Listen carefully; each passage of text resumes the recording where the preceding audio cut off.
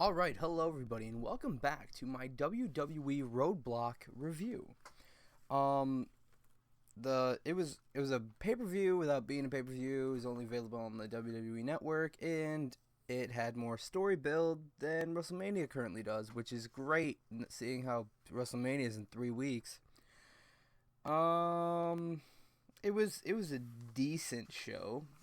Some of the matches didn't make sense. The main event was amazing. And there was we'll get there. The show started off with New Day versus Sheamus and King Barrett in the tag title match. It was one of the four matches that were actually announced. There was only four matches, but there ended up being 7.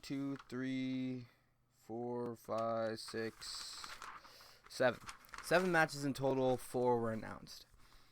Sheamus and Kofi start off. For some reason, I didn't really write much about this. King Barrett starts to take over and dominate. During the match, Xavier distracts the ref, and while King Barrett is pinning Big E, Barrett then chases Sheamus then chases Xavier around the ring. Kofi hits him with I think it was a clothesline, and Big E hits the big ending on Barrett to keep the titles. Chris Jericho comes out and he tells Toronto to shut their filthy mouths. He says he's the best Canadian sports entertainer, and he is ashamed of being Canadian.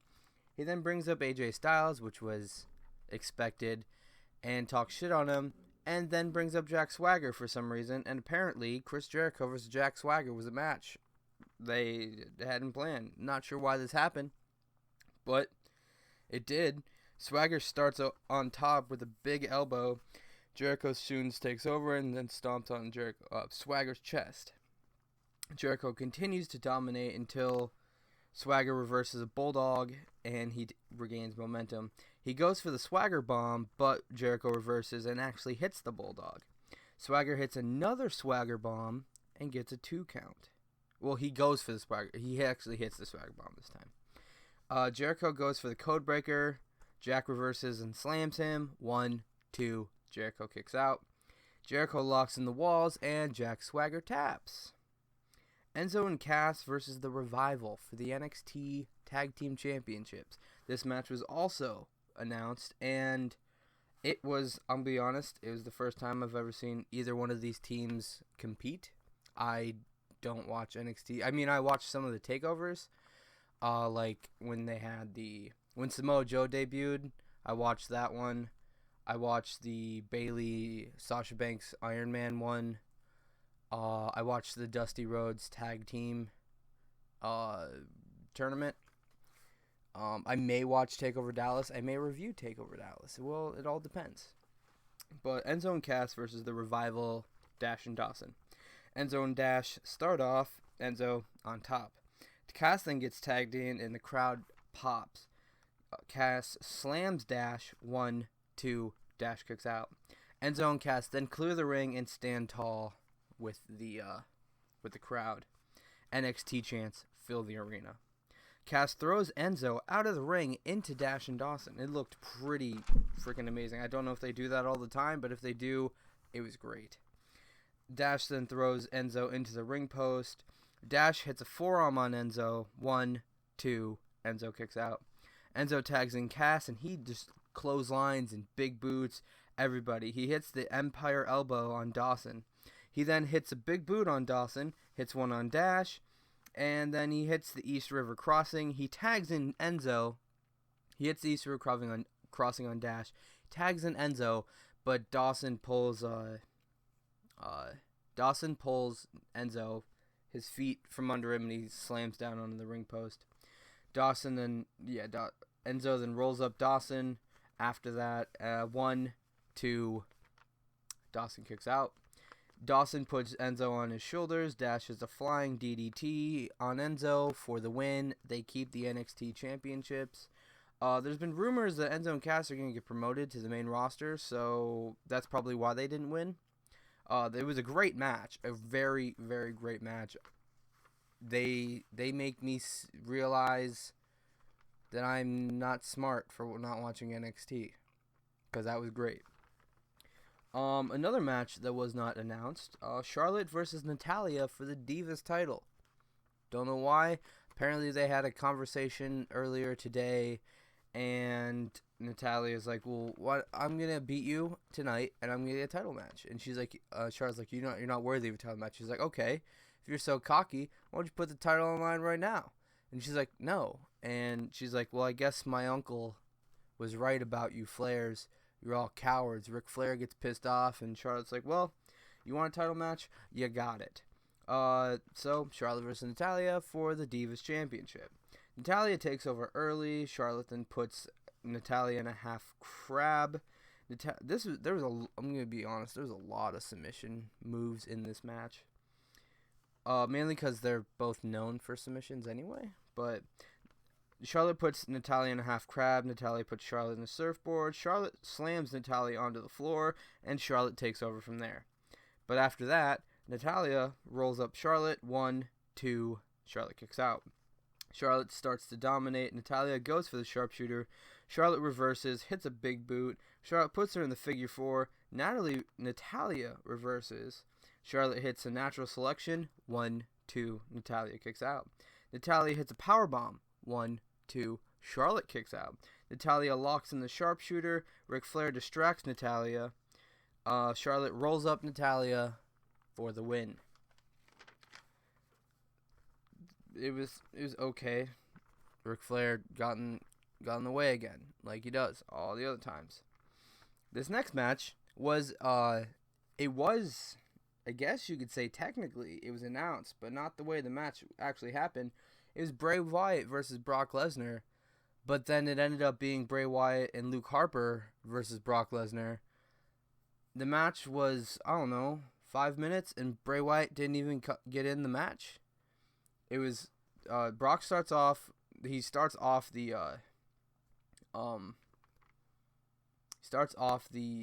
match with a German suplex right away to Luke Harper. Luke Harper hits a clothesline. 1, 2. Lesnar kicks out. Brock Lesnar hits another German. Harper kicks him. Hits 2 kicks, goes for a third, suplex 4, 3, and 4. 5, 6, 7, F5, Lesnar pins Harper for the win, and then chases Bray Wyatt down the ramp. Bray Wyatt didn't get in the match, didn't touch Brock Lesnar, but it was announced and advertised as Bray Wyatt versus Brock Lesnar. The match made absolute no sense. It was very disappointing. The next match was honestly longer and better. And that was Sami Zayn versus Stardust. And that wasn't even advertised. This was clearly just a match for Sami to win in his home country. So, I don't know if he's actually from Toronto. He might be. I wasn't paying attention when they introduced him. But it was just a win for you can get a big pop, get a nice win. I guess Stardust is kind of credible. Cody Rhodes was champions a few times. Because it was meant for somebody to win, Stardust dominates his whole match. Sami reverses an armbar that Stardust puts in one of his own armbars. Sami then hits 2 arm drags and another armbar. Stardust punches Sami as he tries to jump over the ropes and pretty much knocks him down. Stardust chomps on Sami's chest. Stardust takes over, but the crowd doesn't care. The crowd really did not care about this match at all, but it was honestly better than the the crowd was more into the Brock Lesnar, Luke Harper, I guess Brock Lesnar, Luke Harper match because of all the Germans, but they weren't into this match at all until Sami started to rally. Sami reverses a superplex, but as soon as he goes to do anything, Stardust jumps back up on the top ropes and hits a superplex anyway. 1, 2. Sami Zayn kicks out. Sami takes over, flips over the ropes on Stardust. He does the front flip thing that he's known for, and he hits the Thunder Bomb. 1, 2. Stardust kicks out. Stardust hits a disaster kick. 1, 2. Sami kicks out. Sami then kicks Stardust in the head for the win. Sami Zayn gets, I think, his second win. I'm pretty sure him and Neville won on SmackDown. So that would be his second main roster win. His fourth main roster match, if you count the John Cena Open Challenge and the Royal Rumble. And then him and Neville beat Kevin Owens and The Miz. And now he beats Stardust. Okay. I hope he wins the Intercontinental Championship at WrestleMania too while he's at it. Dean Ambrose versus Triple H for the WWE World Heavyweight Championship. This match was amazing. It was great. It was better. It is better than how WrestleMania is going to be unless something happens. Unless they just, I don't know, unless they make something good for WrestleMania, this is better than any match that WrestleMania is going to have. I mean, besides the Hell in a Cell, maybe. That's probably going to be a good match because fucking Shane doesn't give a shit about anything. And he's fighting The Undertaker in a Hell in a Cell. But Triple H starts on top. Dean Ambrose hits an arm drag into an armbar, just like we saw in the last match. Many times. But he does it again. Dean then does a cross chop and grabs Triple H's nose for some reason. He's like, I got your nose, but he legit has his nose, and Triple H is screaming to it. And then Dean starts to like tear apart his fingers. I'm not sure what he was doing. He was like opening up his hand, and like pulling his fingers apart. And then he hits another arm drag into another arm bar. They trade punches. Triple H takes over from there, hitting a lot more punches. Dean hits a crossbody. He gets a clothesline outside of the ring. Then he starts to focus on Triple H's legs. He just chop blocks and just punches and jumps on and slams against the ring post. He does anything he possibly can to the legs. Triple H goes for a pedigree outside of the ring. Dean reverses. Triple H reverses and kicks Dean into the stairs and slams him on the barricade, and Dean gets in at an 8 count. Triple H hits a bunch of elbow drops on Dean's back after slamming him. I think it was just a normal suplex. He slams him and then just elbow drops the shit out of Dean's back. Triple H hits a spine buster. 1, 2. Dean Ambrose kicks out. Dean Ambrose reverses a superplex, and Dean jumps. I think it was like a elbow drop, and both men are down. 7 count.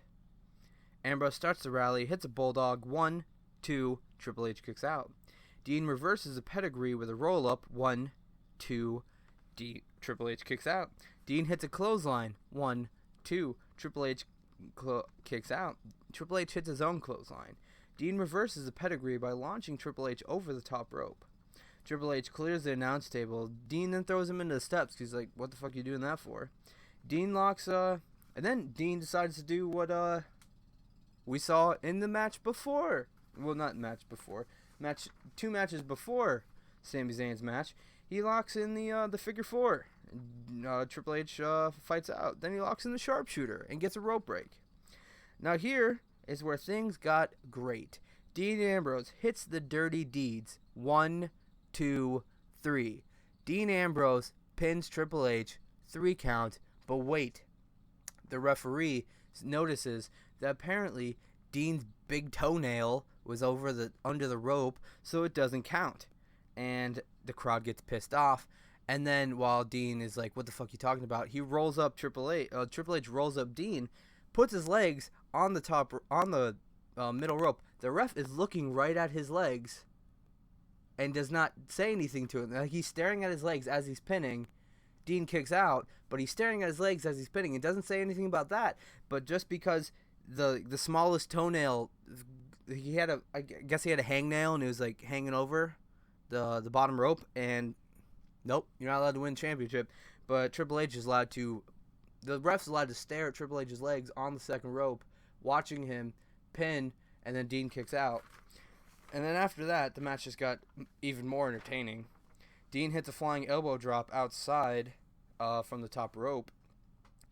He puts Triple H onto the announce table, starts loading punches. He gets on the barricade, goes for an elbow drop. Triple H rolls away, and he puts himself through the table.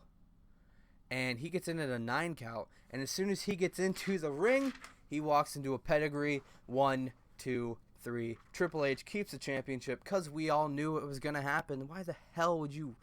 They have so much marketing, so many posters. All the DVD cover is already out, and it's got Roman Reigns versus Triple H. Triple H was holding the title. So obviously, Dean Ambrose wasn't going to win this match, but hopes. People can have hopes. People can have dreams, and WWE crushes them. That's what they're meant to do. This was WWE RoadBlock. I can't see Monday Night Raw, unfortunately, but I will do a review of it. I'll watch like the clips they put on YouTube or something. But that's going to be it for today, guys. Thank you guys so much for watching. My name's Cam Dakota, and I'll see you guys next time. Toodles!